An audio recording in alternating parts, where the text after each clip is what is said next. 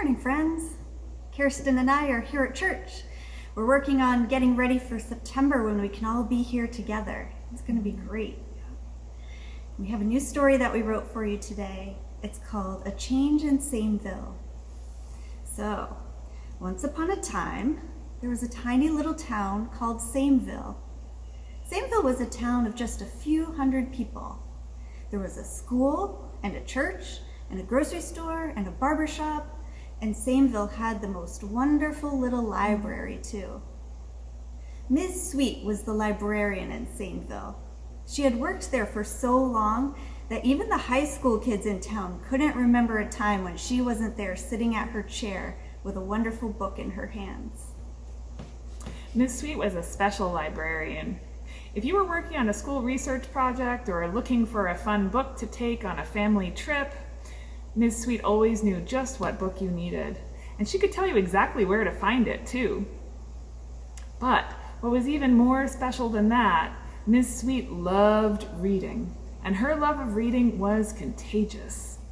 Day after day, year after year, Ms. Sweet opened the magic of reading to the people who lived in Sameville.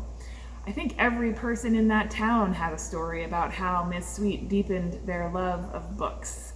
She would hold story hours, she would listen to people's interests and help them find just the right books, and she could point you in the right direction for any kind of information you could possibly be looking for.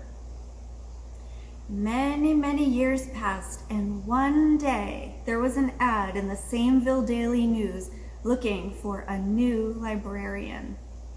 It was time for Ms. Sweet to retire. Many people had never thought about a time when the library would exist without Ms. Sweet in it, and they didn't want to imagine it. The news was surprising and sad, even though it made sense that Ms. Sweet couldn't be a librarian forever and ever.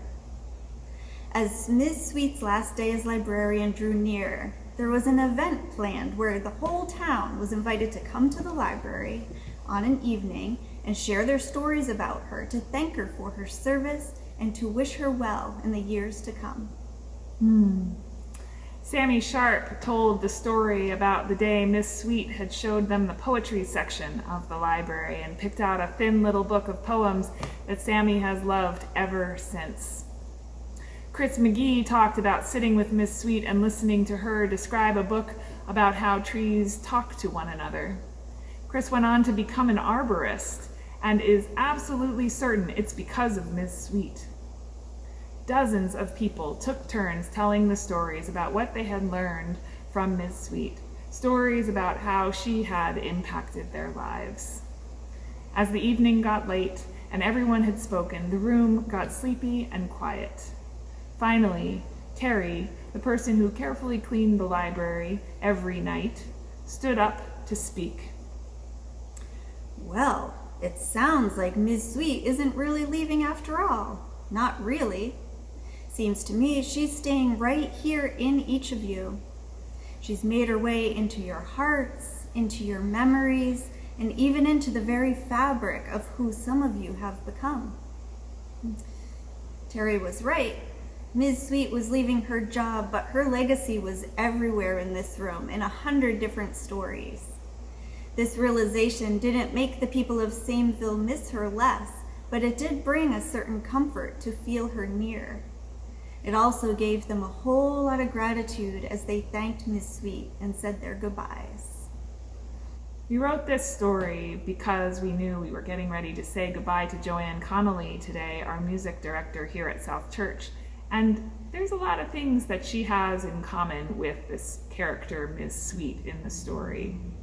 Just like Ms. Sweet, Joanne is surely going to live on at this church for many, many years to come, in our hearts, in our minds, in our love of music, and our excitement about the things that can come alive in us through music.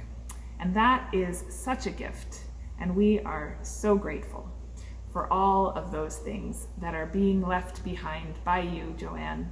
And we're also pretty happy that we're going to get to still sit in the pews with you and hear you make music in so many other ways.